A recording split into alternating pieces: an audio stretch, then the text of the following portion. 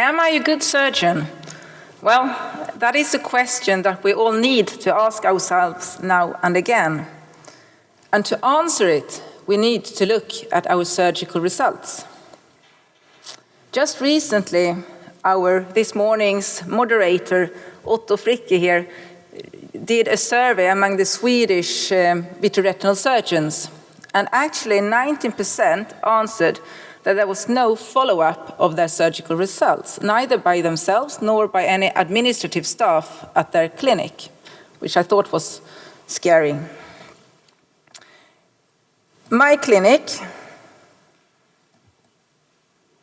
so how do I move forward? Not that one? Maybe the other one? The other one? Oh, it is a PC, but okay. No?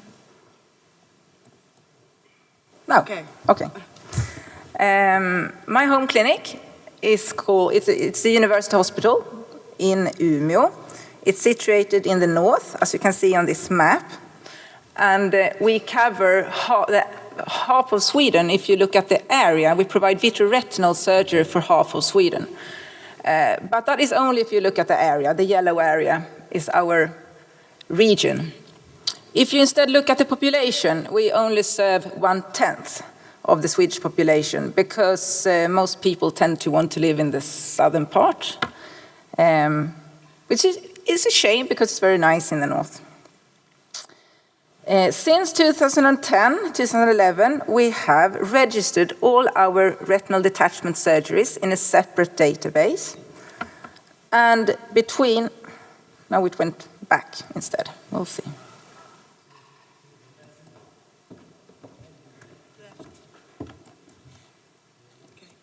Yeah, okay. In between the years 2011 and 2015, we operated 1,084 eyes for primary rhegmatogenous retinal detachment.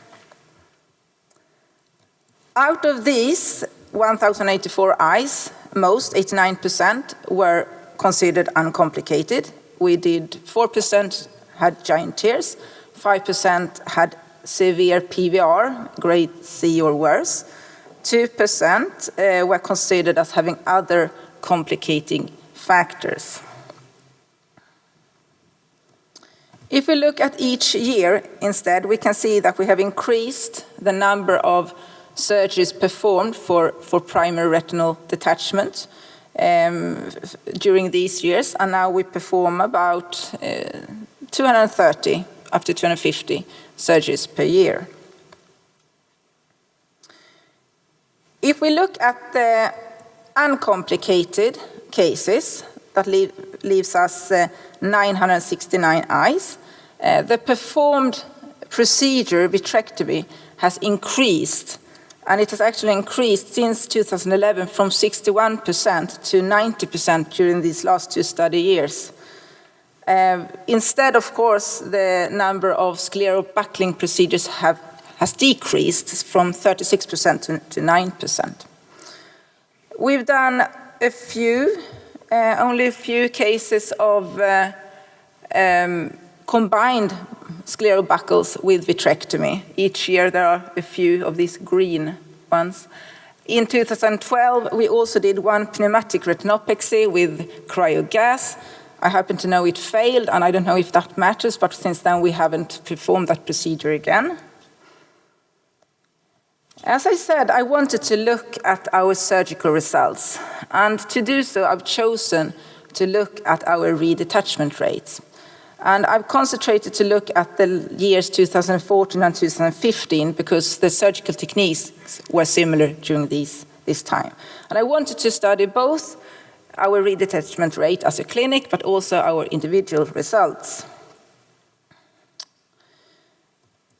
And in a time period of 1.5 years with at least 6 months of follow-up, I looked at the uncomplicated cases.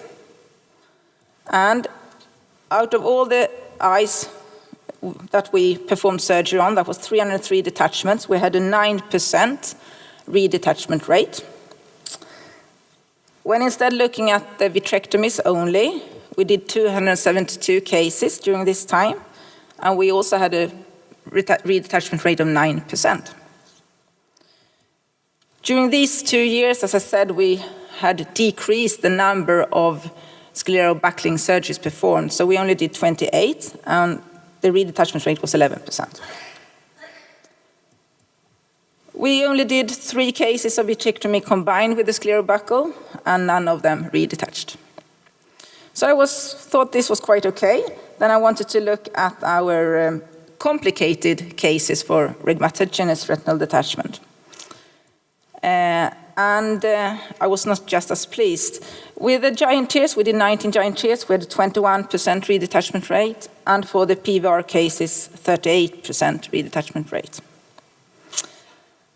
As I said, I also wanted to look at our individual results. During this time period, we were 5 surgeons, not all of us working full-time. And so the statistics are very weak. But there's one point I want to point out that I thought was quite interesting. And that is that this person performing the most surgeries also had the lowest redetachment rate. Sorry. So, am I a good surgeon? Well, after having looked at my results and analyzed the data, I now believe I can give a truthful answer. And we are in Sweden working on getting a register going for a national register for retinal detachment surgery. So I hope in the future I will be able to compare my results with my fellow surgeons in Sweden. Finally, my advice to all the young surgeons here today, since this is a young ophthalmologist session, I want to encourage you to spend a lot of time in the OR, do a lot of surgeries, and then look at your results. Thank you very much. So I wonder, how do you define the experienced surgeon? How many surgery per year, for example, he's doing? And if you have a training program, fellowship, or fellow doing the cases? Yes, well, in this data, we had no fellows performing the surgeries. All were experienced surgeons. I haven't classified the number of surgeries having to be done in order to be able to call yourself an experienced surgeon, but all of us had done vitreoretinal surgery for a few years, yes. So your classification based on year of experience, for example, or? No, I haven't. When you show the graph, that was the number of cases in total in relation to the redetachment rate. No, I mean when they show the graph, so when you do more surgery, yes. You have less redetachment. Yes, yes. So that's defined by the number of cases yes. done by the surgeon. Exactly, yes. So what is the most, the number of the most experienced surgeon, the number he did, and the one less number? Okay, well, then the surgeon doing the most surgery did, these are the primary retinal detachment surgeries. So those were just above 100. He did almost half of the cases during this time period. Because, as I said, we had some colleagues also working part-time, and they did about 50 then, 40, 50. So, thank you. Eva, I've just got one short question. It's interesting to see the failure rate with scleral buckle. Yeah. And this being a young surgeon session, from what you saw in your study, do you think that scleral buckling is becoming a lost art? That you find more bad outcomes with younger surgeons doing scleral buckling? Yeah, I don't think that it was a statistical difference, but the statistics are very poor because the low number of scleral buckling surgeries performed. But I do believe personally that scleral buckling is a difficult technique, especially if you don't get to practice it. And I think we all know that you have to do a lot of surgeries in order to master the technique and to place the buckle correctly. And I think that's a problem for us because we do so many vitrectomies today that our younger colleagues, they don't get to practice this technique. And I don't think they don't want to choose this technique unless they really have to. And those cases could be the cases where we do want to combine vitrectomy with the sclerobucket because they're difficult.